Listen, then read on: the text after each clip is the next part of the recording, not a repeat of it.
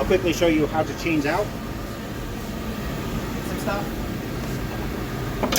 on one of these ones, just in case we do have something that needs replaced. We have this, and I believe this is the one that works on it. Yep. You have an Allen wrench here and there. This is square, so you want to come down here, make sure you find the right box.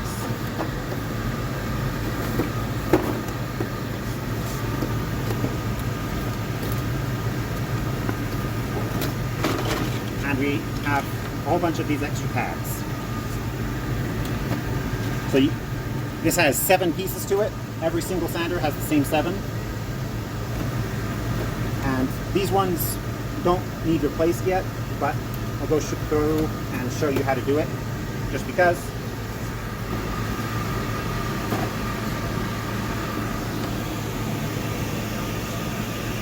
Come over here, just find a flat surface.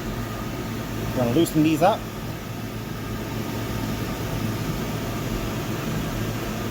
There's just 2 of them.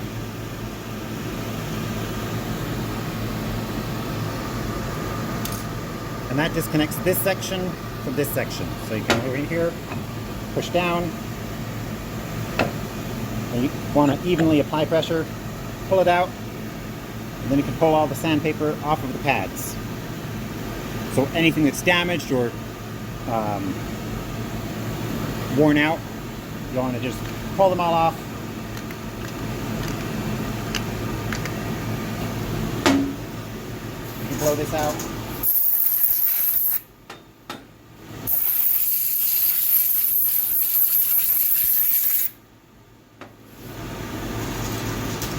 Pop that back up. Then we'll pretend these are new sand pads. Stick them all on. You don't really need to replace all 7 every time, but generally by the time we replace it, we just replace all 7 because they're worn out. Usually wear out together. Yeah, and then you always put this side back down in.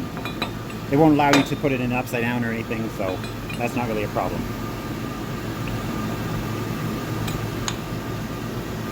And the gentler you are with this, the better.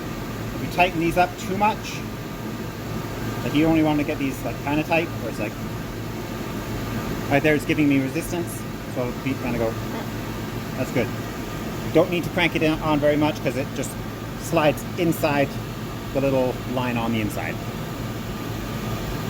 So as long as it's whoop,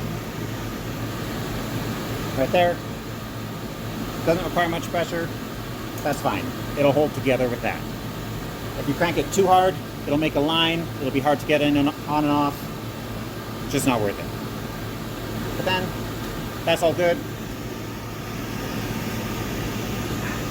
You can place it back in there, or down here, wherever you got it from.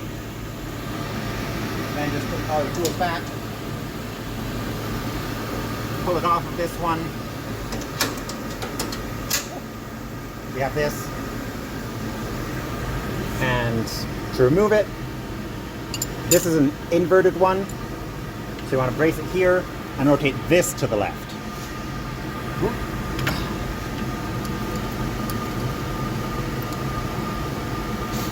I'll go ahead and show you this just because it's probably a good point for it. When you pull it off here, it'll have 2 of these, one on the bottom and one on the top.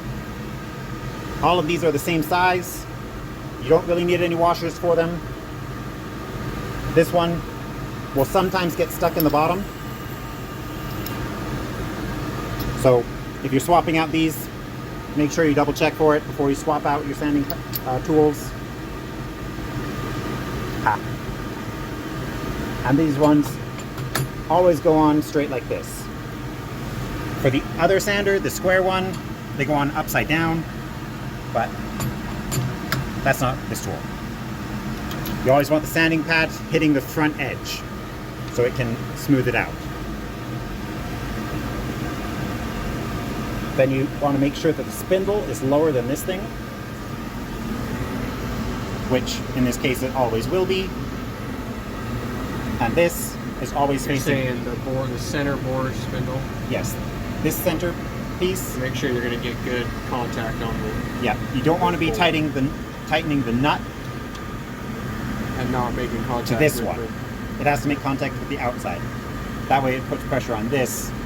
Otherwise this will freely spin when it hits something, jam in place, it's a pain. So you always want to have this thing, has an inner ring and a flat spot. You want this inset facing down so that it puts pressure on the outside one.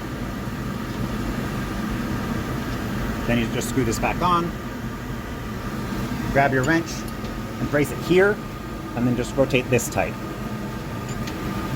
You can see, yeah, that's where you use it. And then that's all swapped out, ready to go. Anytime you swap out tooling, you need to measure it, so that's why we do tests before every single job, because we don't know if everything's perfect.